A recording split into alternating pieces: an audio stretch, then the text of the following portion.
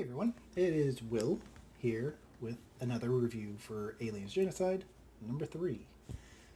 So, this one is definitely much more what I was expecting when it came to this series. Again, nothing against 2, it just kind of was much more of a world building situation than anything. Um, but right off the bat with this one, they basically come in and are in a panic. They're freaking out that there's so many aliens around that they're trying to land, and they're burning them away with the engines. They land, and they start trying to take care of some of the stuff in the immediate area, and they actually have a shield-like device that they can deploy from the ship that the aliens actually cannot get through. So that's definitely really handy. So they deploy that. They send Marines out to take care of the ones that were inside the shield that might still be alive after they landed and took care of what they could. So they clear out the area and they start kind of setting up camp at that point. They're getting ready to go further outside of the shield that they've set up. At this point, they're just kind of talking amongst themselves. They're setting up base camp, just planning on what they're going to do once they need to get outside of the shield.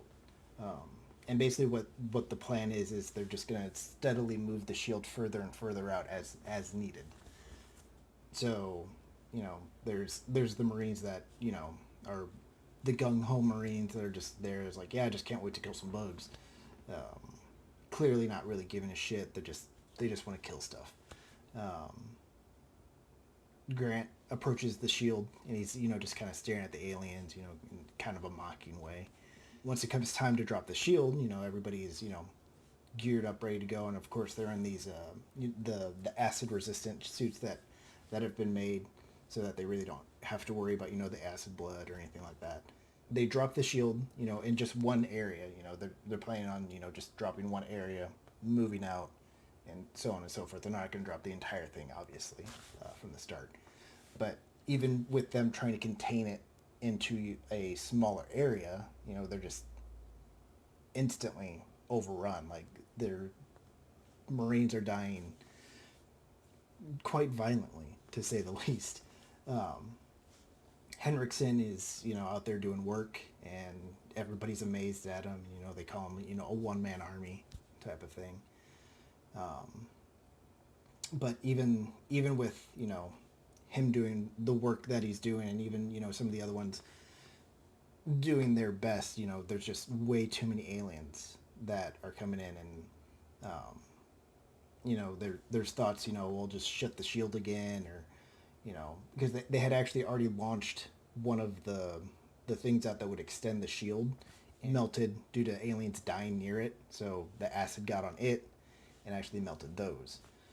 So they're trying to fall back at this point, get back to, at least to the point where they can get the shield to close, but they still have to clear some of the enemies out before they can do that. And so they're trying to, launch cannon fire at them and all this other stuff to try to take care of them, and it's proving to be very difficult.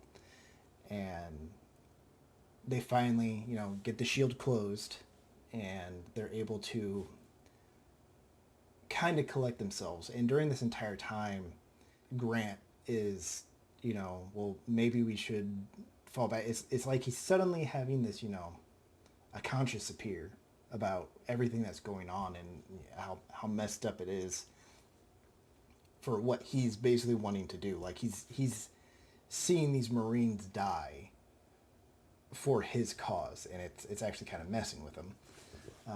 But again, they can't just close the shield right away because of the issues surrounding that, making sure everybody's in, getting as many of the aliens taken care of before then, and just getting it so that it can actually close back. But they finally get to that point.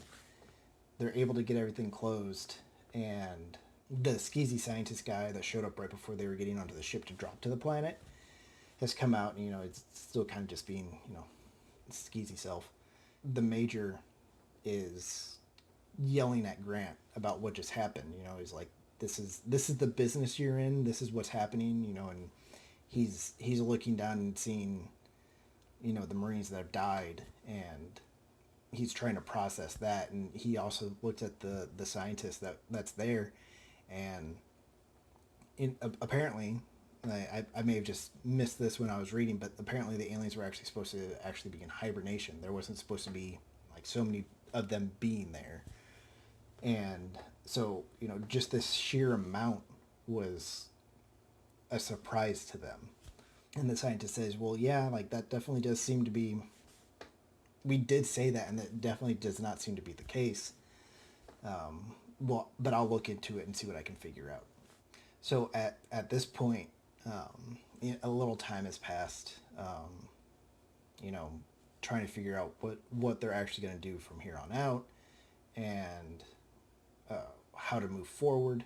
The scientist actually approaches Grant again, and everybody is like, actually, these are two different colonies of aliens. It seems to be that they're fighting over territory, and we've just kind of stepped into the middle of it, which explains why there's so many more than what they were expecting.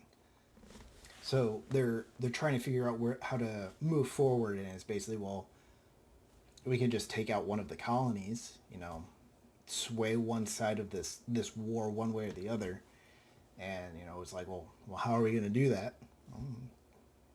As Henriksen says, we nuke them, and always kind of the fail safe in these type of situations. You just nuke them, yeah. So that becomes the plan, that they're going to go ahead and locate one colony, nuke it from orbit. After that, they once they take care of one colony, they are going to go out, and at this point, Grant is like, well, I'm going with you.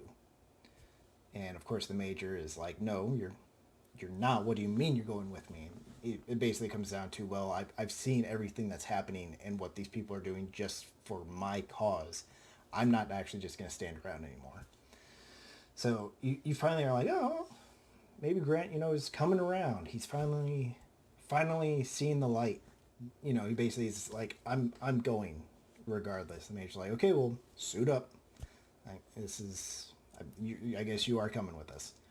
So as he's going through the ship to get to his suit, he's kind of talking to himself, and he opens up the locker where it's at, and it's been sabotaged. Like the suit's been destroyed. It's like, sabotage? Like, well, I'll just find another one.